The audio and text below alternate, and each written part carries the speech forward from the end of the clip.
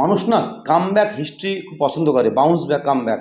আর এই খেলাধুলাকে অনেক মানুষ রিলেট করে আর কি, মোটিভেশন পায়। তো খেলাধুলার ক্ষেত্রে রিসেন্ট যে ঘটনাটা ঘটলো, আরসিবি, রয়্যাল চ্যালেঞ্জার্স বেঙ্গালুরু, আমি আইপিএলের কোনো টিমের সেরকম ডাইহার্ট সাপোর্টার না, আমি ইন্ডিয়া টিমের সাপোর্টার আর কি, কারণ ইন্ডিয়া টিমে সবাই খেলে।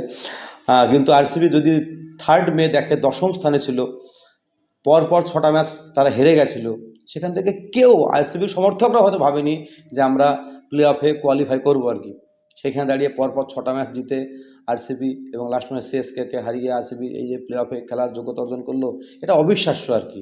এভাবেও সত্যি ফিরে আসা যায় আর কি, এভাবেও মানুষ যদি বিশ্বাস থাকে না, আর যদি একটা দৃঢ় সংকল্প থাকে, মানুষ যে কোনো মানে জায়গা থেকে একদম মানে খাদে পড়ে গিয়েও, যেখান থেকে কোনো আশা থাকে না, 10ম স্থান টেবিলের আর কি, সেখান থেকেও মানে সেই মরা মানুষ জ্যান্ত ফিরে আসার মতন আর কি, মানুষ ফিরে আসতে পারে। শুধু দরকার নিজের উপরে বিশ্বাস আর নিজের যে স্কিল, সেই স্কিলের প্রতি সুবিচার করা আর কি।